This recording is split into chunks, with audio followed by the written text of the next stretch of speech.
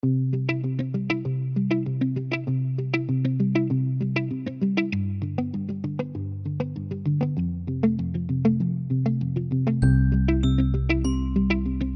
everyone. I am Andra, Annette, and I am here with my co-host, fabulous CJC Boyd, and we are Real Love of the Entrepreneurs. I look awful pale in this lighting today. I'm not sure why, but it is like the end of summer. I should have a lot more color, right? But I guess I'm working on that skin routine.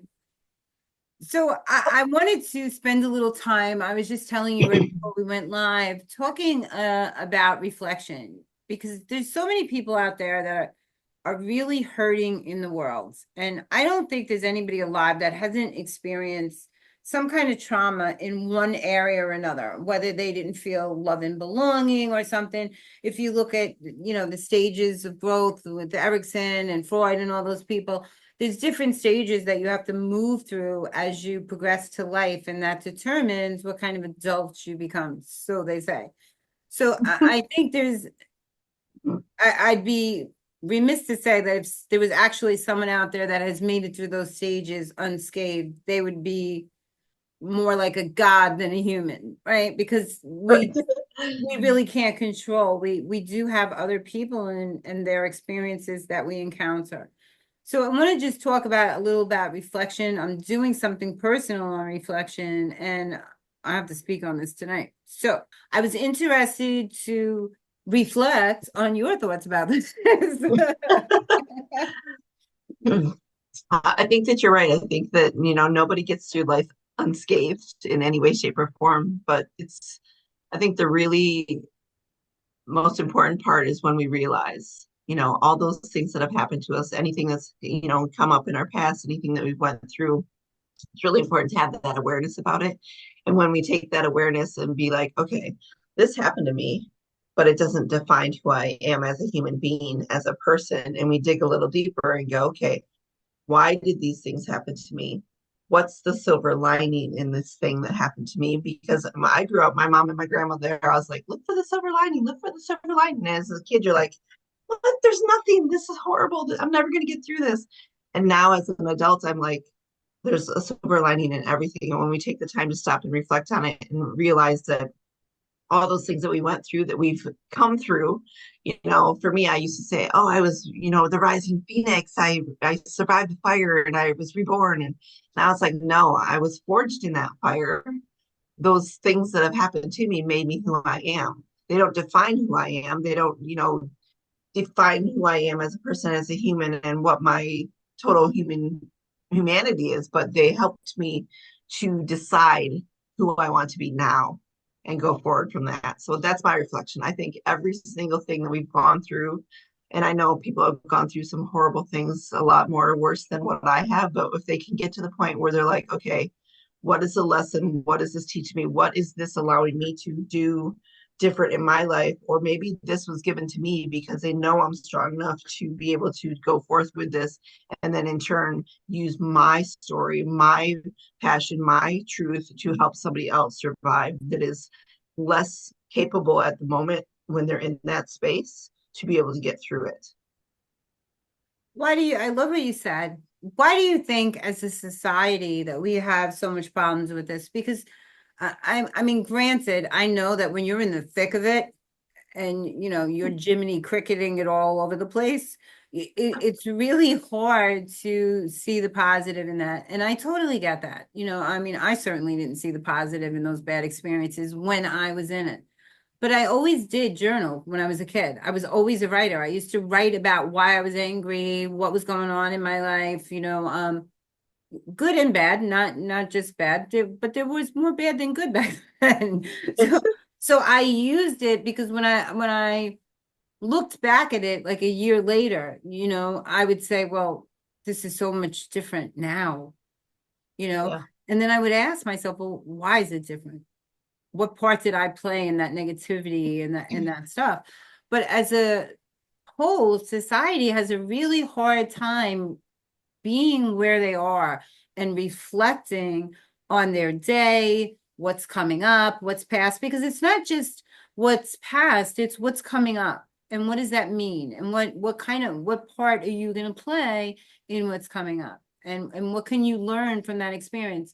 For this thing I'm doing tonight, I had to read this gentleman's book, and he talks about him going to different events and how he takes notes before the events, and then when he's there he takes notes, and then he goes back, and at the end when he's on his way to the next place, because he does a lot of traveling, that he really reflects on what he did while he was there. Who did he talk to? Because usually he's a speaker. Who did I talk to? How could I have played more to the audience? What have I done to make that experience better? And what can I take with me on this next trip? So I really like that whole thought process, and I think uh, in society as a whole, we do different pieces of that, but we don't have like a formulary for reflection somewhere where we have it all written out and we say, okay, these are the steps. And I think as a society too, let's be honest, we're not brought up to look for the good stuff, to look for the good in people. We're always like honing on the bad stuff that happens. Like, we go by an accident, we're like that rubbernecker that we just keep looking at that bad thing and then we talk about it and then we regurgitate it and we do that. And as a society, we're always, I say we, but I don't mean, you and I, we're taught to look for the negative. We're not taught to look for the person who is different, who doesn't, comply to everything that everybody else is doing. And then we view that as a negative. Whereas adults now, as we are reflecting over how much we've grown and expanded, and we're out in the entrepreneur world, and we realize our authenticity is the thing that makes us stand out. Our authenticity and our truth is the thing that's the real about us that people need to see. And I think that's the bad part, even in like the public school system. Yes, we were taught to write in English and creative writing and all those things. And that's where I started my love for writing. But it was never about, you know, these exciting things or the things that were happening that were good. It was always every time we were like back to school, okay, write about what you learned this summer, write about what you did. And it was always unequivocally 2/3 of the class would be writing about something bad that happened in their life over the summer. Where in reality, we need to make it a space where people are like, okay, look at the thing that happened. It's not necessarily a bad thing. Maybe don't put the label of bad on it, but put the label of it's a lesson, it's a learning experience. Because let's be honest, life is a series of learning things. And, I think as a society, we've did a disservice to ourselves and everybody else Absolutely. coming behind us by not really looking for the good in all the things instead of like honing in on that one thing, and what somebody, I can't remember who said it, but a lot of times there could be 100 things going right, but there's one thing going wrong. And what do we automatically do? We focus on that one thing that's Thank you. going wrong instead of those 100 things that are going right. So, But I think what you're saying is like very common culturally everywhere. yeah.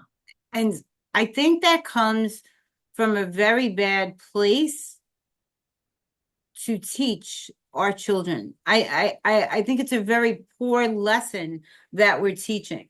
I do. And this is kind of why, we are from the moment we're children, we're taught to look outside of ourselves. We're told to follow the herd and not to be authentic. We're taught that anybody who wants to succeed has to get a good job. They have to go to college. They have to work from 9 to 5 or whatever that is. So we're blanketed with very specific things that we need to succeed.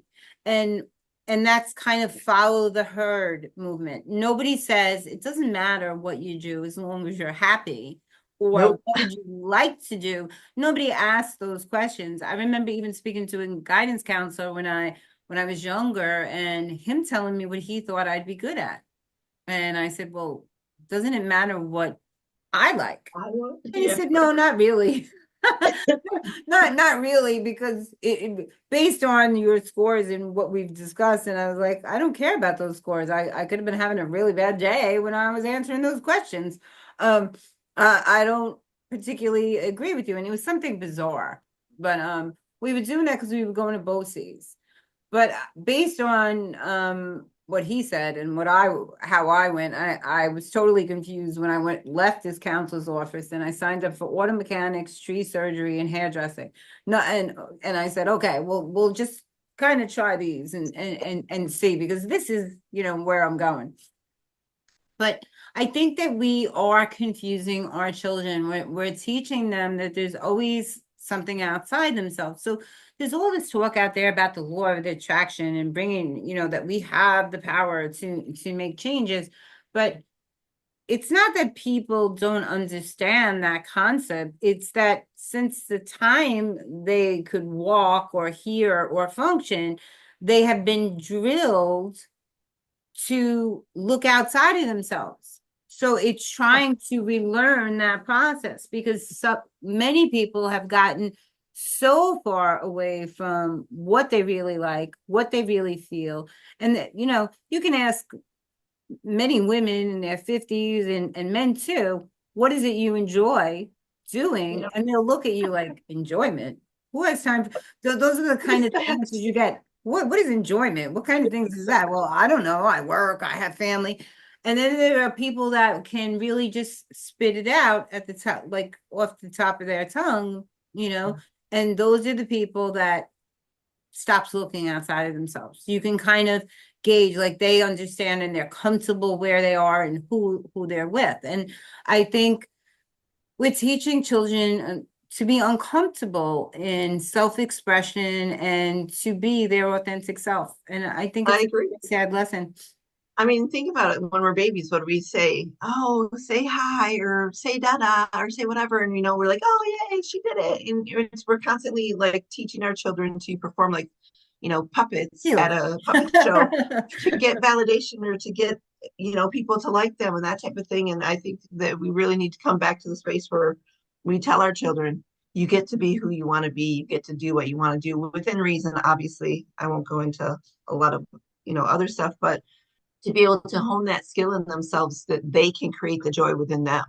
And we'd have so much less mental illness and mental struggles if we taught our children to be happy with themselves and not to compare themselves to other people. And, I remember, same as you, was taking the test in seventh grade with the guidance counselor said, oh, you should do this. And it's like, I haven't even no clue. Why would I want to do that? But we're told to live up to this expectation of what we think we're going to do for the lifelong thing in the seventh fucking grade. And it's like, come on, people. I mean, I just think that, like you said, there has to be something where we flip that switch and we change that thing where we're like really having children at a young age look within themselves and like say, here's what makes me happy. Here's what I find joy in. Even if it's like going outside and finding a caterpillar on the grass and picking up and holding their hand, if that's what makes them happy, they feel that joy. And when they continue to keep feeling that joy, they're honing that skill in for themselves. And I think that would alleviate a lot of young people who are trying to reach some unrealistic expectation to make somebody else happy. And then, we have so much suicide and all these things because Anxiety, people feel like depression. they can't meet those unrealistic expectations that are set, when in reality, if we teach them to love themselves, those outside things will lessen and they won't dampen that thing inside, that light inside that makes them happy and joyful just because they're alive. I think most mental health issues come from a dissociation of self. Most. I mean, I would bet my bottom on it, but my bottom, because, a lot of fears and anxieties and these things come up. And by telling people what they need to be, you're telling them what they are is not good enough. So we're Exactly. creating a system that's telling people they're not good enough. And that's a very bad thing to put out there, because it makes, you teach, everybody's out there teaching about equity and all this stuff. And are we really meant to be equitable? Are we, because that again is saying that you need to be in a class, you need to be somewhere instead of just being who you are and where you're at. And I think too much of society is measured by classes and how we're And labels. how we're different and labels. Exactly. Who cares if someone prefers men or women or, Who cares about that? Who cares if someone's a janitor or a billionaire? Who cares? It shouldn't, I mean, at least that doesn't make a difference to me when I'm talking to someone, you know, Exactly. because you can meet a billionaire that's a jackass and you can meet the most intelligent janitor. It depends on their own belief system and how they value themselves and what they're able to educate and teach themselves at. Because most of what we have in our knowledge system is based on our interactions, not really that stuff that we learn in school. I mean, there's certain things we have to know, the number systems and everything, but most of our knowledge base comes from our interactions with other people. And if they're Right. all negative and people feeling like they're not worthy of expression, then where's the communication coming from? Who's talking? And is anybody really listening? Yes. I don't know. I don't know. And tying that back to self-reflection, I think, like you said, I've met so many people that you when you are brought up and you're like how you're supposed to view people and like the social structure of class. And I've met so many people who are like, one thing comes in particular is I had a garbage truck driver who just, I mean, he was like in his 70s, but he was the nicest man. And if I'd forget to put my trash out, he would take the trash and put the can out and dump it and then put it back. And we would have conversations. And, he's just the nicest man. And he goes, a lot of people won't take the time to talk to me because I'm the garbage man. And I said, but first and foremost, you're a human being and you're good at your job and you are joyful. And I hear you singing and I hear you laughing when you're doing it. I said, and most people who are making 10 times what you make are mean and spiteful and hateful and they can't stand their job and they just don't want to be, dealing with society. But here you are, you're happy. And I said, how long have you been doing this? And he said, for 3 decades. So here's Yeah. somebody who's been doing a job that, most people look down on, but he's the happiest guy on the planet. And It's I actually a asked very good job. They got great benefits. exactly. I Great, didn't know that at the great time. I benefits. just, from what I learned as a kid, like the trash people are not on the whatever. But anyways, so I asked him, I'm like, well, why did you choose this job? He goes, there's so much trash in the world. He goes, and I kind of do this metaphorical thing. He goes, I'm taking out other people's trash. And I'm hoping by doing that, that I'm making their lives a little bit better. And I just thought Freeing to up myself, space. Yep, whew, freeing up space. Yes. that's so awesome. Yes, I totally relate that. As a nurse, my janitor is probably the most respected person for me on my unit. Because if Awesome. he's not doing his job well, infection is everywhere. And it's my job to prevent infection. So if he's not there doing his job, it makes my job that much harder, right? So I do value him. So I would have had a good talk with that that garbage man. So I want people to know that, what we talk about here in no way reflects what we think you should believe, or, we're not trying to throw our opinions on you. We're just sharing conversations because a lot of people out there are really afraid to say what's on their minds. And I'm going to be 58 this year. And at this stage in my life, I don't give a shit what people think about what I have to say. And I mean that from the bottom of my heart, because if I had known at a younger age that just feeling into myself and being who I was going to cause so much peace and the ability for me to form better relationships, better appreciation for other people and more joy in my life, I would have been flipping the bird at people a long time ago. Hey, what did you say? So I encourage you to just be who you are. There's a need for everyone in this world. Everyone has a place and a space to fill, and your unique qualities are yours and yours alone. Nobody in this world is the same person as you, and that's something to call greatness. That's a unique thing to have, that to know that there's nobody else out there like you. That's pretty special. And I think, we need to get to a point in society where we're celebrating that thing that you have that's different than me that I can't touch, and just like you said, if we were all put on this earth to be, cookie cutter clones, what a freaking boring place this place would be. and everybody has their zone of genius or their unique get talent or gift that really is the one thing that other people need in their lives, and they can only get it from you. How amazing is that? I think that's pretty special.